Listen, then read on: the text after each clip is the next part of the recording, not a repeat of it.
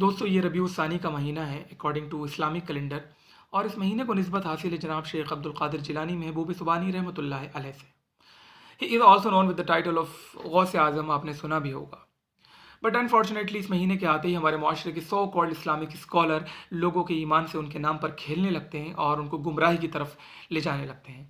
So I am here to analyze about many rumors about Abdul Qadir Jilani. Some of them I want to share which is very important to know. اور وہ یہ ہے سب سے پہلے سب سے important کہ غوث اعظم فرماتے ہیں کہ جس طرح تم اپنی ہتھیلی کو اپنے ہاتھ کو دیکھنے کی صلاحیت رکھتے ہو، آئی کین سی یور ظاہر اور باطن، تمہارا ظاہر تمہارا باطن عرش اور فرش سب کچھ دیکھنے کی صلاحیت رکھتا ہوں میں، غوث اعظم فرماتے ہیں۔ جبکہ جو اس کائنات کے سردار ہیں، نبیوں کے سردار، رسالت مآب محمد مصطفیٰ صلی اللہ علیہ وسلم، اللہ تعالیٰ ان سے کہلوا رہا ہے لو کنت اعلم الغیب لاستکثرت من الخیر۔ اے محمد مصطفیٰ، اس آیت کریمہ کا مفہوم یہ ہے، فرمایا اے محمد مصطفیٰ فرما دیجیے میں غیب نہیں جانتا، اللہ ہی غیب کو جانتا ہے، عالم الغیب صرف اللہ ہے۔ لیکن غوث اعظم فرما رہے ہیں کہ میں ظاہر اور باطن کو ایسے دیکھتا ہوں جیسے آپ، کہ یہ قرآن کے خلاف نہیں۔ غور کریں۔ دوسری چیز، غوث اعظم نے فرمایا کہ میں نے 12 برس ڈوبی ہوئی بارات کو زندہ کر دیا۔ ایک بڑھیا آئی ان کے پاس، وہ رونے لگی، اس سے پوچھا کیا ہوا، انہوں نے کہا میری بارات ڈوب گئی تھی بیٹے کی، تو انہوں نے زندہ کر دیا۔ جن لوگوں کو 12 برس گزر چکے تھے مرے ہوئے، اس کے رونے کی وجہ سے۔ جبکہ حضور اکرم صلی اللہ علیہ وسلم کی سب سے محبوب ترین بیوی حضرت خدیجہ الکبریٰ رضی اللہ تعالیٰ عنہا، جس سے رسول اللہ بے پناہ محبت فرماتے تھے، ان کے غم میں بے پناہ رہتے تھے رسول اللہ۔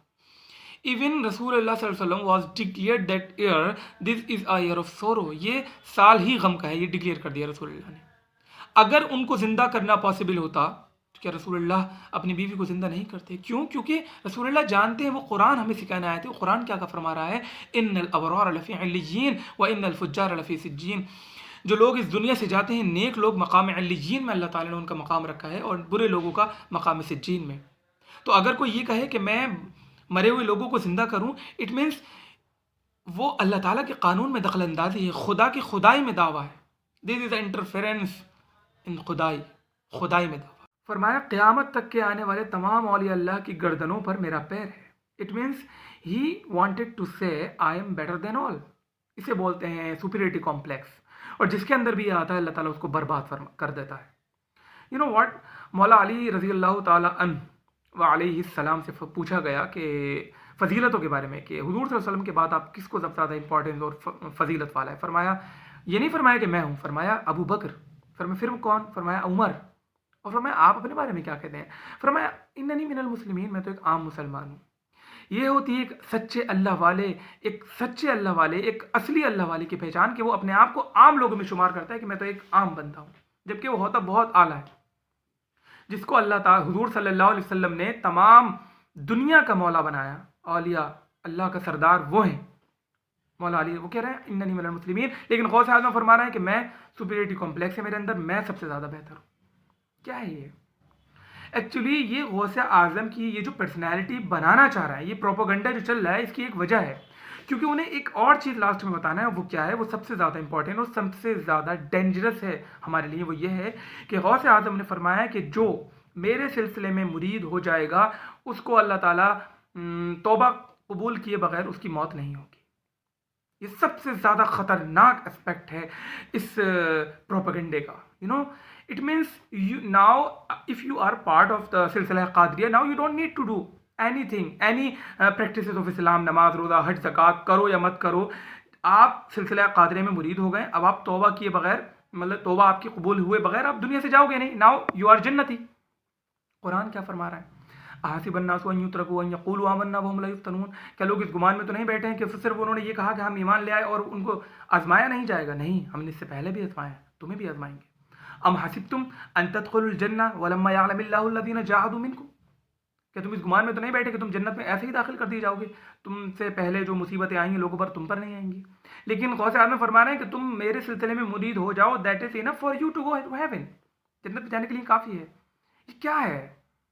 یعنی کہ یہ لوگ جب غوث اعظم کی پرسنالٹی کو اس طرح پروپیگیٹ کر کے آپ کے سامنے رکھیں گے، تو آپ کا یہ ہوگا کہ بس میں تو اس میں مرید ہو جاؤں، دیٹس انف۔ کیونکہ ہر انسان ایزینس چاہتا ہے، آسانیاں چاہتا ہے، تو وہ ٹھیک ہے ہو جائے گا، اور اسی پر سبحان اللہ الحمدللہ جلوس کر دیے جاتے ہیں۔ وہ غوث اعظم کی اس طرح اسی لیے بیان کرتے ہیں تاکہ ان کے نذرانے، ان کو آپ بڑا بنا کر، پیر مان کر ان کو نذرانے دیں، ان کو پیسہ دیں، ان کو عزت دیں، ان کو شہرت دیں، یہی چاہتے ہیں وہ. لیکن آپ بھول چکے ہو کہ آپ سے قبر میں آپ سے سوال ہوگا کہ آپ نے کیا سیکھا، آپ نے کیا جانا. ما دریت وما علمت، قبر میں سوال ہوگا.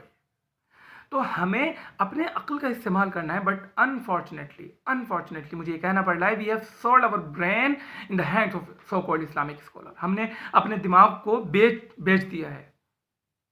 ہاؤ کین وی یوٹیلائز اور برین، ہم کیسے استعمال کر سکتے ہیں پھر، جبکہ قرآن میں کیا ہے، افلا تعقلون، عقل نہیں رکھتے.